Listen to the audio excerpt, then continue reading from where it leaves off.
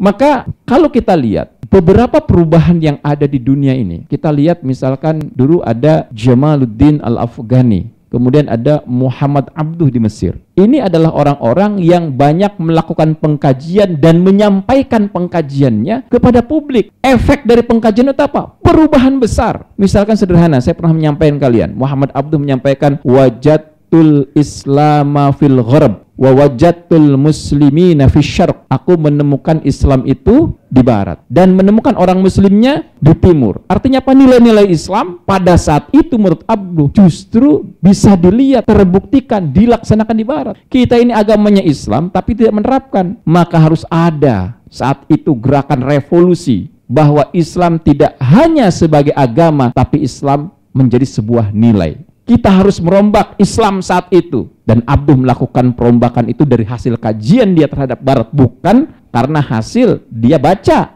saja. Bukan baca ansih, tapi hasil melihat. Maka ke dalam Al-Quran, kata-katanya iqra. Iqra itu adalah membaca. Tapi yang dimaksud bukan membaca buku saja. Tapi membaca adalah membaca sebuah realitas. Kemudian mengambil kesimpulan, melahirkan sebuah inspirasi, dan melahirkan sebuah motivasi. Itulah kenapa pengkajian lebih penting daripada pengajian. Saya lebih banyak mengkaji hal apapun yang baru tentang perang Ukraina, tentang politik Rusia, apa saja yang saya bahas. Kenapa? Karena itu kan mengembangkan inspirasi kalian melihat dunia. Dunia luas, dunia itu penuh perbedaan, dunia itu sangat diametral antara satu kubu dan kubu yang lain, di mana benang merahnya itu yang harus disampaikan. Kajian-kajian yang dilakukan itu untuk memperkaya hazanah pada kepala kalian, supaya kalian menjadi inspirator perubahan. Kalian menjadi motivator untuk banyak orang. Kenapa? Kalian baca takrib bolak-balik ya, sampai khatam, ya begitu aja. Lalu apa? Tokoh-tokoh inspirasi pada pemikiran politik yang kita lihat bagaimana Karl Marx misalkan, contoh, atau tokoh-tokoh pemikir yang lain. Maka kajian-kajian terhadap tokoh-tokoh itu penting. Saya